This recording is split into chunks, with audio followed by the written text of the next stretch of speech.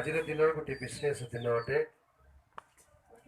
आई दिन आम मैंने प्रभु को धन्यवाद देवाई स्थान मिलित होइचु। ये गोटे पारिवारिक कार्यक्रम।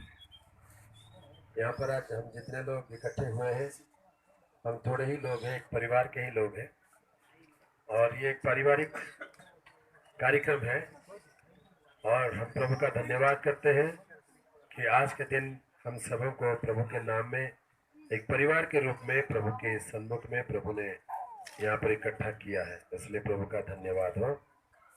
और आज का दिन ये तो एक बहाना है, एक मौका है कि हम सब लोग प्रभु के नाम में यहाँ पर आए और प्रभु का धन्यवाद करें। जैसे हमारे बीच में हमारे परिवार में एक नया सदस्य के रूप में छोटा बाबू अर्नब को प्रभु ने दिया। हम परिवार मध्य प्रभु गोटे नुआ सदस्य भाव में अर्नब को देइचंती रजत आउ तार परिवार मध्य ताको आम प्रभु को धन्यवाद करने आ शिशु उत्सर्ग करने आज दिन में ये एकाठी होइछु।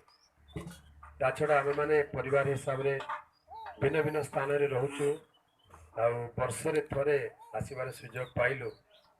तेणु यही अवसर में समस्त को मिलमिशी गोटे धन्यवाद प्रभु को करू करू परस्पर को देखा साक्षात करिवार मध्य ये गोटे सुंदर सुजोग।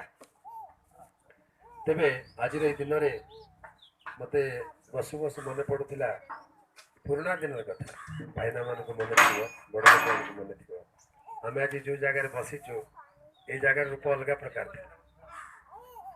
से निम गछ तले गोटे बड़ खुंट गोटे थिला जो बलिदान दिया होता। ये जो निम गछ अच्छी से तले मन अच्छी कि नहीं बड़मा मन अच्छी कि नहीं से गोटे निम गछ तले ये बड़ खुंटे थिला जो गाई को बलि दिया होता। कड़ी साड़ा बहुत पुराना करू साड़ा भी कराला। सी जो बारी अच्छी आमर सियाड़े कड़े डंगर को देखिकी आमर बड़ बापा मैंने कुकुड़ा काटुले। आम पिला दिन जाकि ठिया देखिबार कुकुड़ा काटे आ फोड़ी कुकुड़ा छटपट छटपट हो। तो आम पिला दिन सेमती बढ़ीचु देखा आ जो खंबरे अंडा रखा जाता आ छुईवा मना कर। पिला दिने मोर बोधे मन अच्छी तृतीय श्रेणी पढ़ुली बचपन में यहाँ पर एक खंबा था जहाँ पर बलि चढ़ाते थे। तो छोटापन में क्लास 3 में शायद में था। बचपन में मैं उसके ऊपर चढ़ता था और कूदता था, चढ़ता था और कूदता था, जैसे बच्चे लोग शरारत करते हैं। तो ऐसा 2-3 बार किया। तीसरे बार क्या हो गया मेरा हाफ पैंट में वो लटक गया, ना मैं ऊपर रहा ना नीचे गिरा। तब घर में कोई नहीं था, पापा मम्मी लोग सब खेत में गए हुए थे और तब बुढ़ा का मम्मी सोनू नानी सी थिला घर।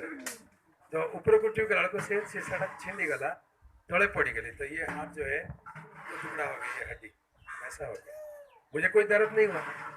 तो दीदी देख के दौड़ के अरे क्या हो गया। अरे दीदी देखो मेरे हाथ में सांप जैसा हो गया। बोलो मुझे समझ नहीं आ रहा ये क्या हो गया, देखो देखो करके। फिर बाद में वो लोग लेके गए अस्पताल। फिर बाद में सब लोग आए बोले तेरा हाथ टूट गया, कैसा हुआ करके।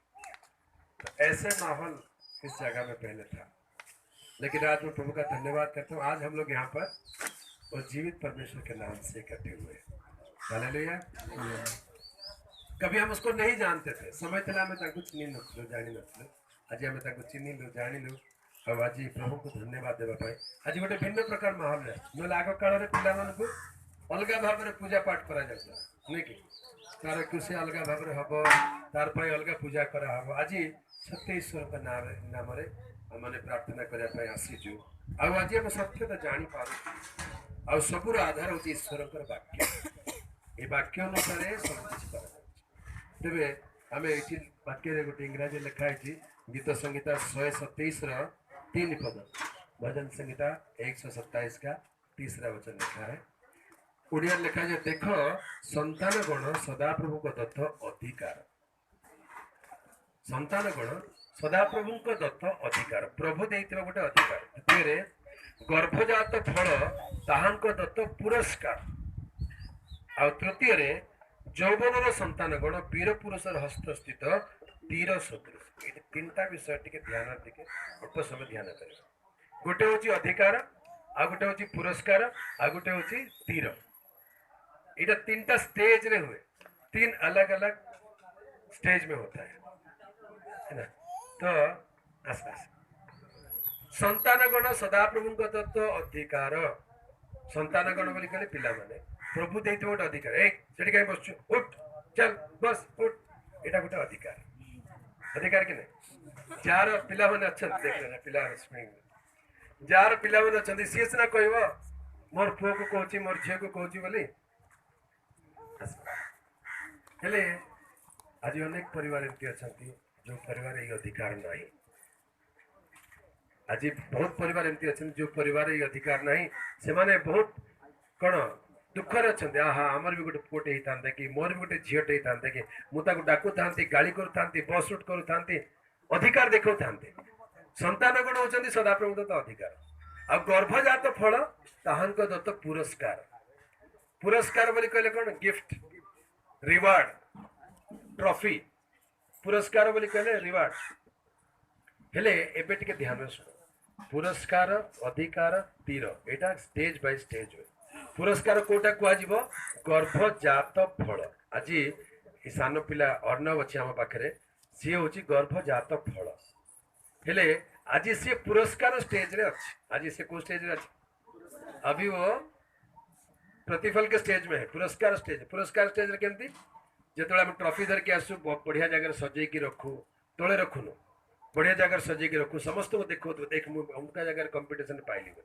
आज समस्त को देखेला पर नुआ ड्रेस पिंधा हम हाँ सी समस्त कोले तले रही से ट्रॉफी पर आस गोटे पुरस्कार। ये पुरस्कार को समस्त आज गेल करेंगे आनंद करेंगे। ये पुरस्कार जो धीरे धीरे 5 वर्ष हो आउ पुरस्कार नहीं ताकू गाड़ी सियाड़ नहीं जेड़े बस उठ पटपट यहाँ अधिकार। पुरस्कार कौन हो जाऊँगी अधिकार हो जाऊँ। यही अधिकार चलो चलो चलो यौवन पर्यंत जिते बड़े यौवन रे पदार्पण कर अधिकार नहीं से अधिकार देखेले हाँ मु मानवी नहीं जा तुम जहाँ कर पिला माने यौवन को आसीगला आउ अधिकार अधीन हवा चाहिए ना से तीर हो जाती। तीर तीर बोले गोटे गोटे अस्त्र हो जाती। से अस्त्र वाक्य लिखा जाए जे यौवन संतान गण वीर पुरुषर हस्तस्थित तीर। तीर तो तीर आ वीर हाथ में जब तीर रहीगला बोली से तीर महत्व अलग। तीर गोटे सान पिला हाथ में गोटे रख से ते कि जन बोली कहूँ जदि वीर पुरुष जानी लोक जदि तीर हाथ में धरची बोले तार बापू जान रे बाबू केत मारिदेव कुआड़ करके मरी। वीर पुरुष हाथ में तीर परी हो जाती यौवन संतान गण अर्थात युवा युवती माने वीर पुरुष हाथ को चली जाती। हेले वीर पुरुष बोली कहले किए दुई जन अच्छा वीर पुरुष। वीर पुरुष बोले दुई जन जड़े होती प्रभु जीशु आउ जड़े हूँ शैतान। शैतान भी वीर पुरुष सी भी विनाश कर दौर आ प्रभु जीशु भी वीर पुरुष सी भी विजय कर जो यौवन पिला जदि शैतान हाथ में पड़गला बोले शैतान ताक व्यवहार कर से तीर को कौन कर से तीर को गुंडा बनईदेव बदमाश बनईदेव मधुआ बनईदेव खराब कम करने बनईदेव विद्रोही बनईदेव कार हाथ रहीगला सी शैतान हाथ में गोटे तीर रहीगला से तीर जहाँ को लगे से क्षत विक्षत करदे। तो पिला माने बढ़ला बेले यौवन को आसला बेले सब बेले सावधान हवा दरकार जे मु कहा हाथ में अच्छी। जदि शैतान हाथ में रहीगला ताले शैतान ताकू निजर काम पाई व्यवहार कर आदि प्रभु को हस्त स्थित तीर हो गले कौन हम प्रभु ताकू निजर महिमा पाई व्यवहार कर प्रभु ताकू निजर महिमा पाई व्यवहार करेंगे। तेबे ये तीनोटी स्तर अच्छी गोटे हूँ पुरस्कार आ गोटे हूँ अधिकार तृतीय हूँ तीर। गर्भजात फल प्रभु अनुग्रह करी रजत को आ परिवार गोटे फल गर्भजात फल एवं ये हूँ पुरस्कार प्रभु देथिबा पुरस्कार। एबे पुरस्कार को जत्न रे आदर रे संभाली की रखिबा को पड़े। पुरस्कार टे पिलाटे देइछन पिलार जत्न न नेले लोक कोन कहे पिलाटे बापा माँ हेलेनी पिलार जत्न नहीं जानु नांती बोली कहबे।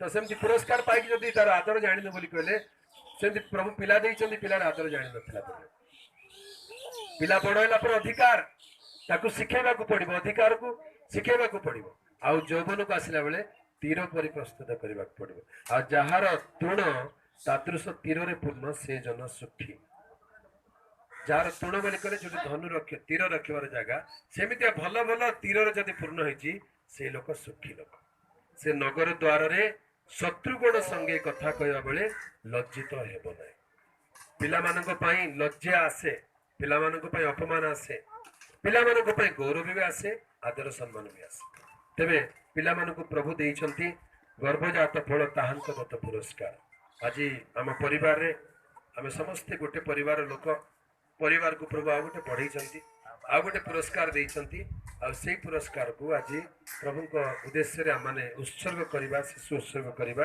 आ तेणु आम समस्ते स्थान रे एकत्र हेचु एही अवसर रे आम परस्पर को भेटिबार सुयोग पाइछु सेतिपाई प्रभु को धन्यवाद दिए वर्तमान आम मध्य प्रभु दास